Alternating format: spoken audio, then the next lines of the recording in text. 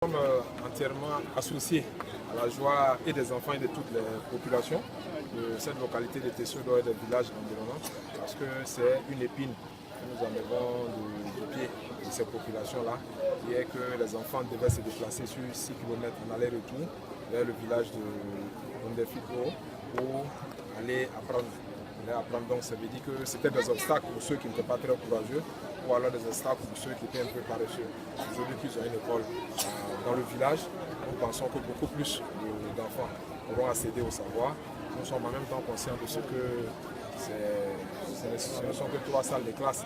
Une école fait 6 salles de classe, donc une raison pour nous de rapidement pouvoir pallier à ce manque-là et avoir une école complète dans les meilleurs délais pour que ces enfants-là puissent finir les cursus scolaires ici et donc rejoindre le collège. Et quel message à l'endroit des élèves, des parents et du personnel de l'éducation pour que au moment où vous allez construire le deuxième bâtiment, que le premier soit encore neuf et praticable? À l'adresse de monsieur l'inspecteur pour le compte des enseignants, tout à l'heure nous demandions d'en prendre grand soin. Eux sont les éducateurs, eux sont les formateurs.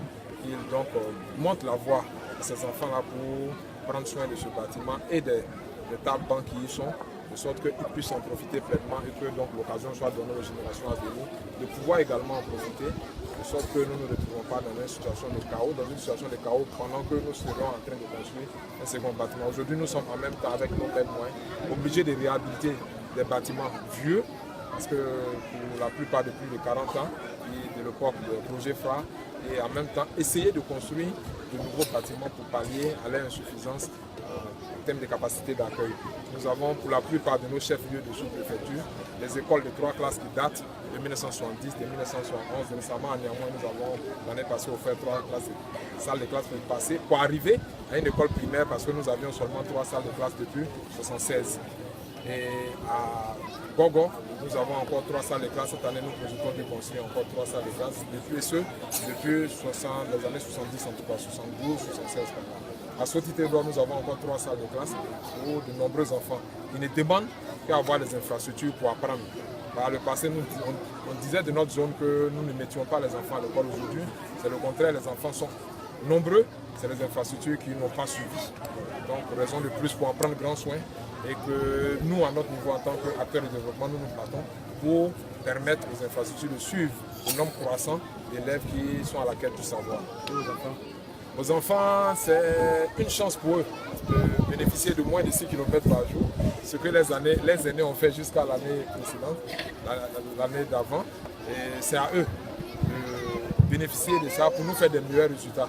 Parce que nonobstant ces 6 km parcourus par jour, beaucoup de cadres sont sortis de cette localité, de ces villages-là, qui aujourd'hui apportent leur contribution dans le développement de cette Côte d'Ivoire. Cette Côte d'Ivoire nouvelle, de cette Côte d'Ivoire que nous voulons émergente avec le président de la République à l'horizon 2020. Mais donc, bénéficiant de cet avantage-là, il pourrait donc permettre aux parents de connaître beaucoup plus de joie parce que produisant les meilleurs résultats, parce que étant les majors, partout ils pourraient se retrouver. Donc ils en prennent grand soin et qu'ils nous fassent plaisir en nous produisant de très bons résultats. Merci.